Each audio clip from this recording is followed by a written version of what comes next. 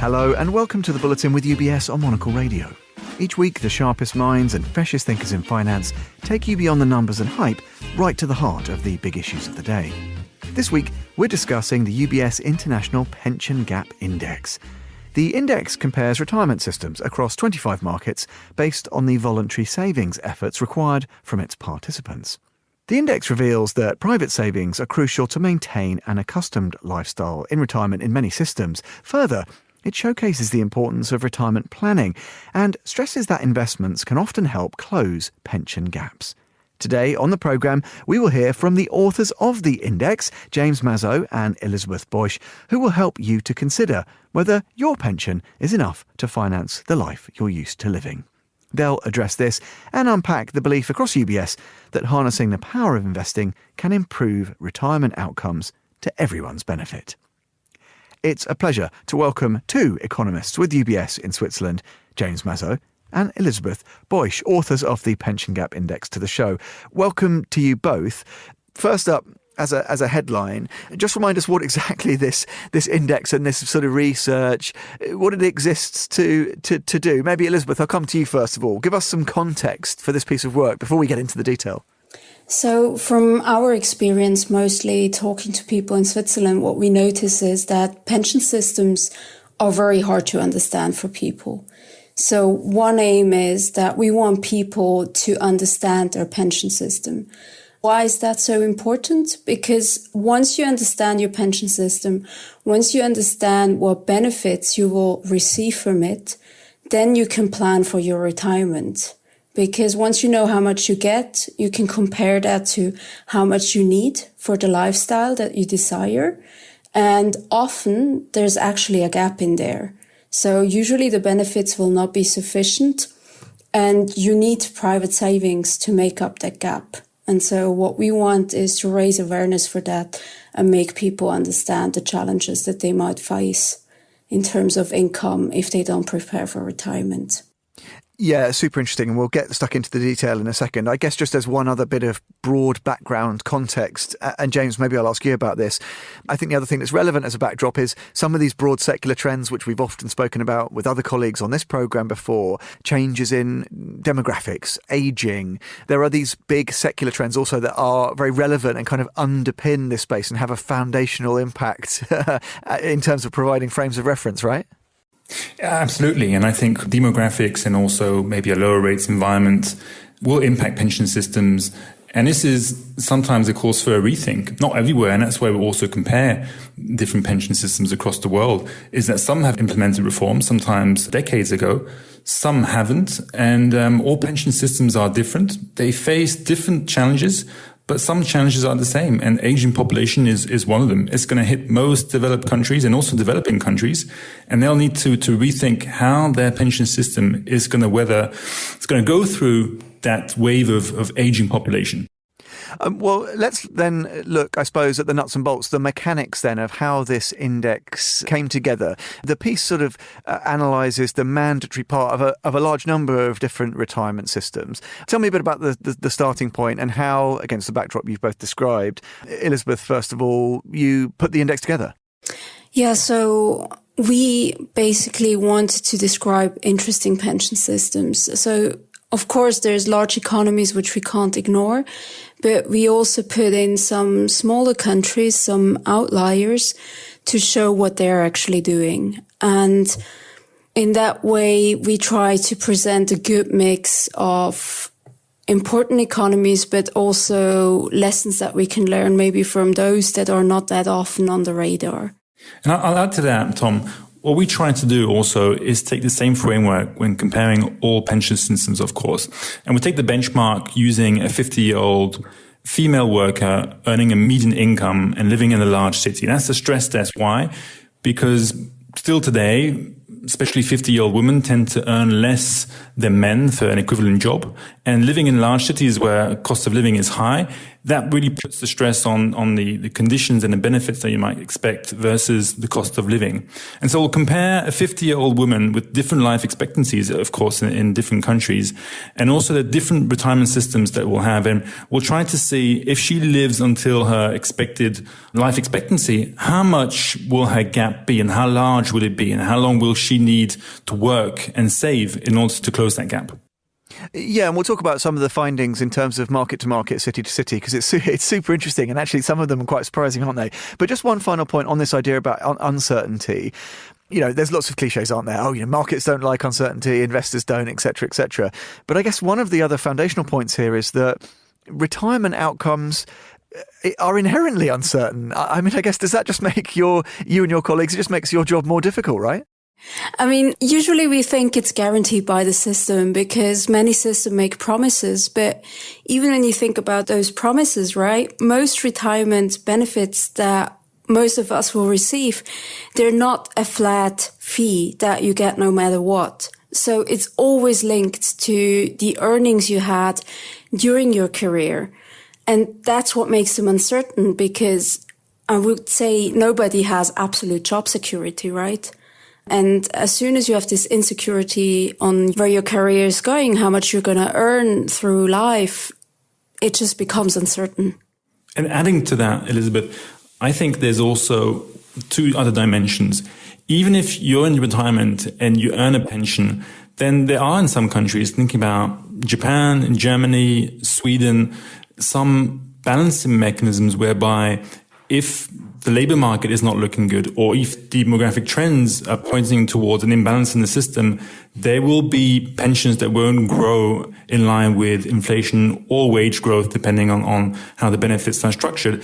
And the other dimension is that in defined contribution schemes where you invest your own money, your retirement outcome is also uncertain, and it depends to a large extent on financial markets, and they are per definition, unpredictable. So uncertainty is all around us, but we shouldn't be afraid of it. We should embrace it, we should understand it, and we should plan accordingly. Yeah, well, let's dive in a little more detail to some of the findings. And I mentioned, the differences, quite stark, aren't they, city to city?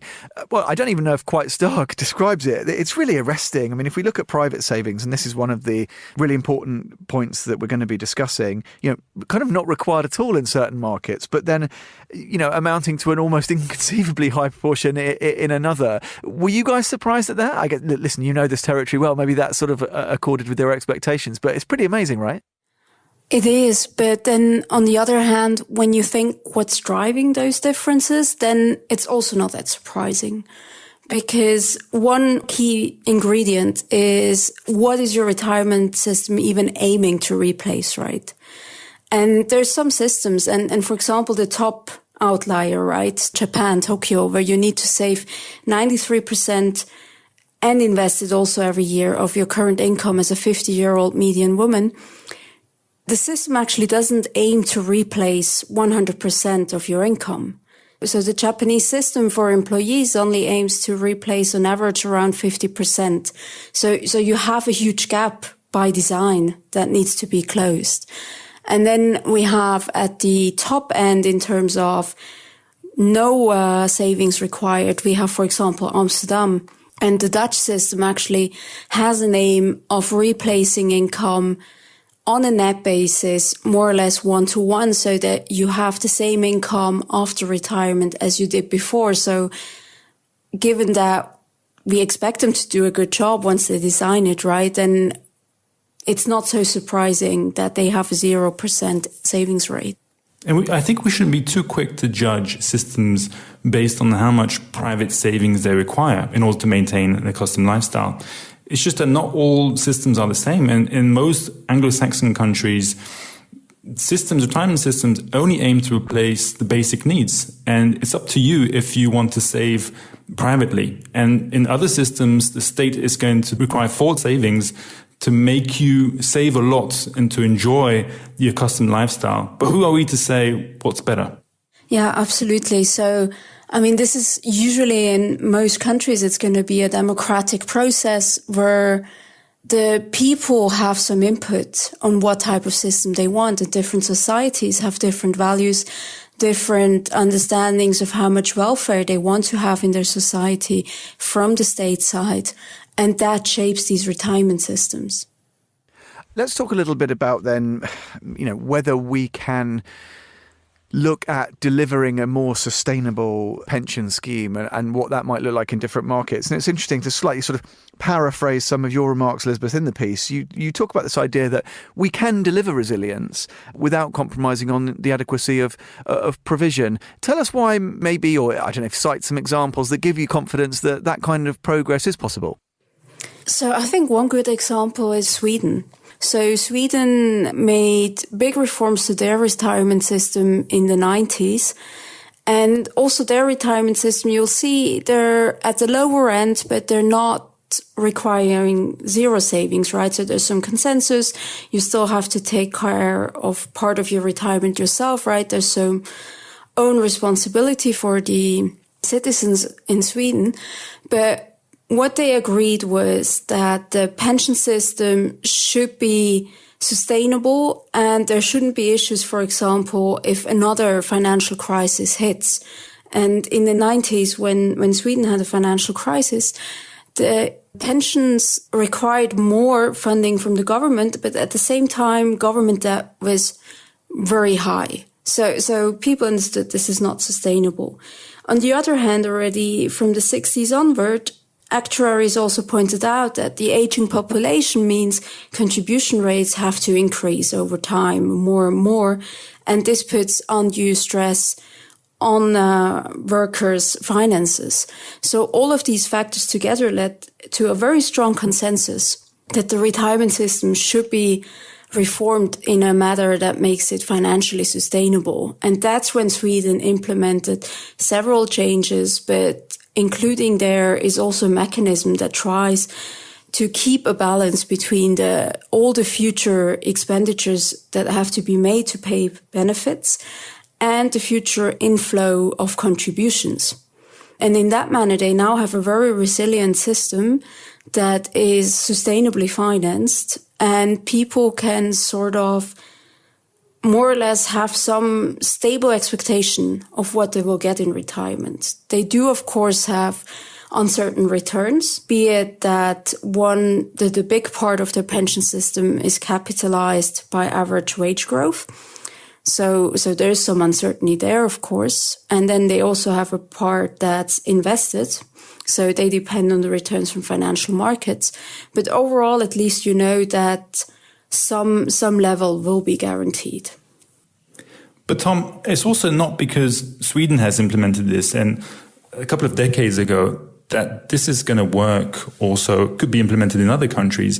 There's also the cultural backdrop that's very important to take into account. For instance, in Germany or in France, you have strong redistribution scheme, pay-as-you-go schemes. And I don't think they are ready to implement any capitalized schemes there, or even to implement reforms that Sweden undertook in the 90s. So comparing systems is good. Learning from other systems is good also, but we need to stay realistic to the idea that some countries will just stick to what they have for quite some time. Let's look at some of the other tools, particularly in investors' arsenals. And again, you write interestingly, James, in the piece about this. I think there was always a feeling, wasn't there, a little bit, that maybe investing with a view to certain outcomes of retirement could be seen as a little sort of reckless, for example. But far from it, you argue in the piece that actually having a diversified portfolio, being smart with your decisions, actually can be one of the drivers of delivering a retirement that is more in line with your expectations and plans. Tell us a little bit about the role that smart investing can play in the space. I think the art of investing is understood by most people, but what most people fail to understand is that you can take risk if you have a long time horizon. And people often tend to think, why am I investing towards? If it's putting money aside to save towards retirement, I should take no risk. And that's absolutely wrong. I think if you're going to retire in 15, 20, 25 years' time, you have the capacity to take on some investment risk, and you should. And that improves outcomes significantly. Now, and then that doesn't just apply to retirement. If you're funding your kids' uni or anything else or passing on wealth to others, then you should embrace the power of investing. Now, if you're going to invest for the short term, then you shouldn't take any risk. I always say, if you want to park money for the next 3 weeks, cash is great.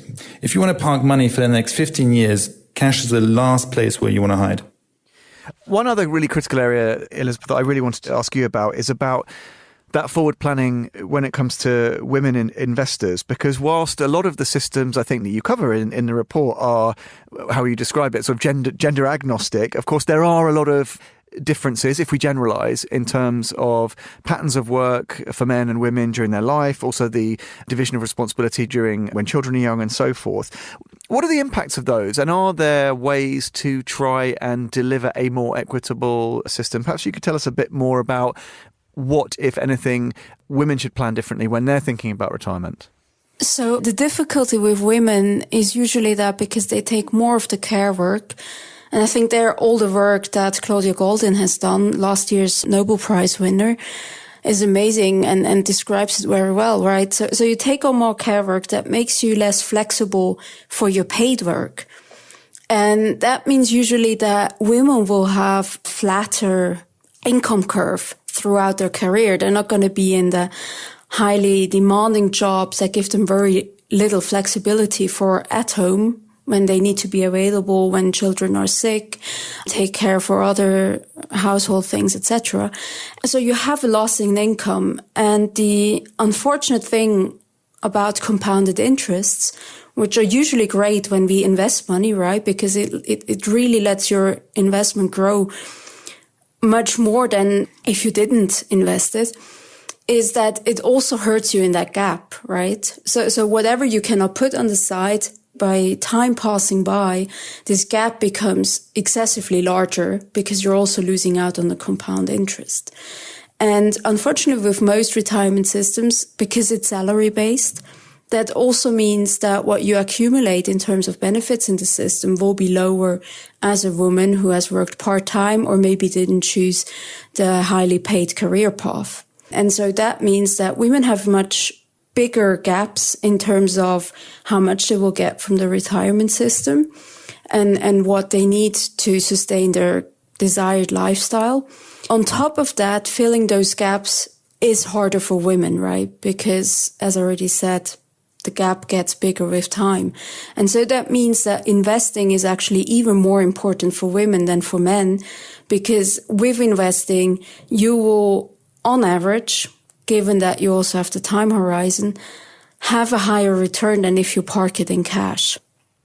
Let me ask you just quickly about one other aspect. And it's interesting, even just reading your CEO, our friend Sergio Amotti's remarks right at the top of the report. And he talks about retirement broadly being a somewhat thorny topic, particularly on political agendas. What does that introduce? Because people do play politics, and look, many of these decisions are political in character, aren't they, in terms of systemic changes country by country.